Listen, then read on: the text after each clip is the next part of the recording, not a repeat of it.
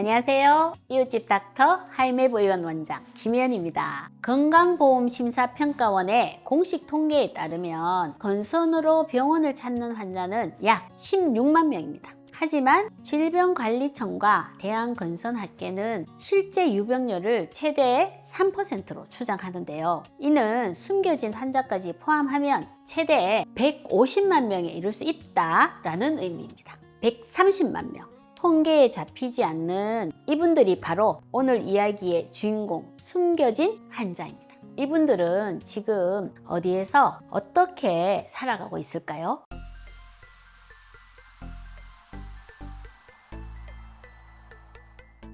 왜 이렇게 많은 분들이 병원을 찾지 않고 숨어 지내는 걸까요?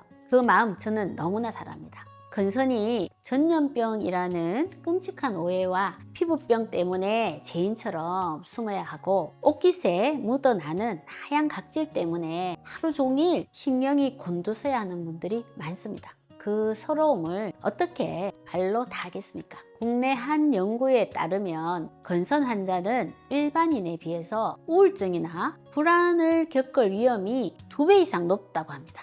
이건 단순한 통계가 아니겠죠.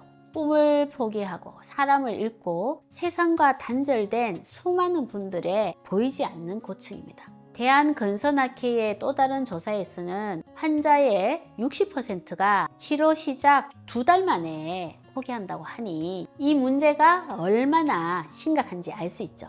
만약 건선이 단순한 피부병이 아니라 우리 몸 전체가 보내는 위험 신호라면요, 피부에 나타난 결과가 아닌 그 모든 것을 촉발시킨 진짜 원인을 파헤칠 시간입니다. 그렇다면 이 지긋지긋한 고통의 고리를 끊어낼 첫걸음은 무엇일까요? 건선은 불치병이 아닙니다. 그 강력한 무기는 바로 여러분의 식탁, 아니 장바구니에 있습니다.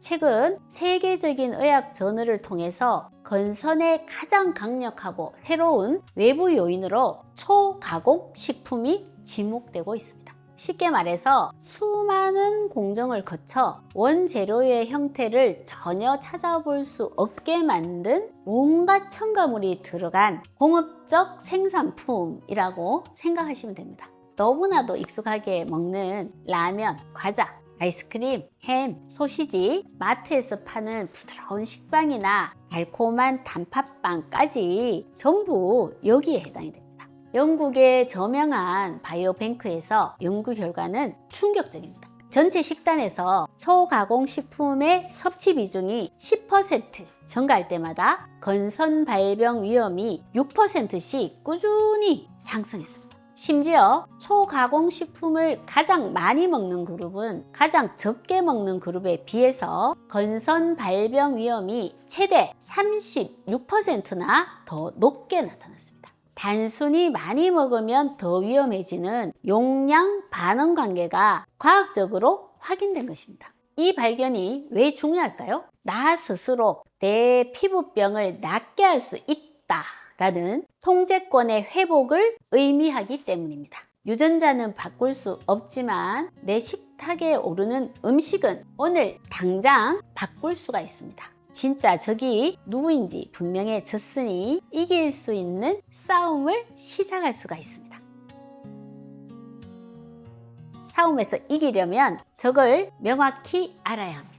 초가공 식품들이 우리 몸에서 무슨 짓을 하길래 피부에까지 재앙을 불러오는지 지금부터 설명해 드리겠습니다. 모든 문제의 시작은 외부의 나쁜 물질들이 몸에 들어오지 못하게 하는 최전선 방어벽이자 제2의 뇌라고 불리는 장입니다. 흔히 피부는 장의 거울이라고 하잖아요. 과학적인 사실이에요. 우리의 장점막은 아주 촘촘한 방충망처럼 외부의 유해 물질을 막아주는 역할을 하거든요. 그런데 초가공식품에 들어있는 각종 첨가물, 특히 유화제 성분은 마치 세제처럼 이 보호막을 녹여버리고 장내 미생물의 생태계를 파괴합니다. 이렇게 장 환경이 무너지면 촘촘했던 장벽에 구멍이 뚫리기 시작하는데 장누수 증후군의 핵심입니다.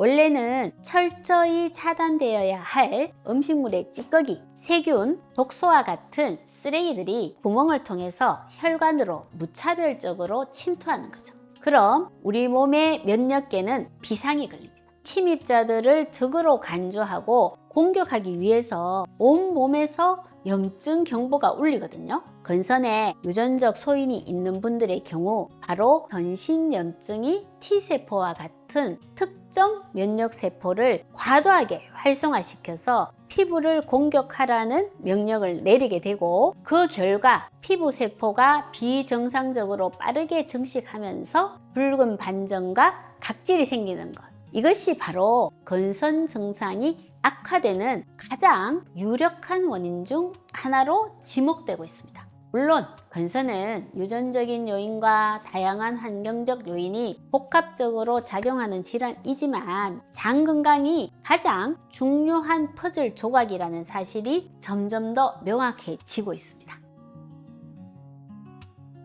이제 뭘 해야 할까요? 가장 강력하고 단순한 3가지 원칙부터 기억하세요. 밀가루, 술, 달다구리를 끊는 것입니다. 이 3가지만 피해도 초가공식품의 80% 이상을 자연스럽게 차단할 수 있거든요.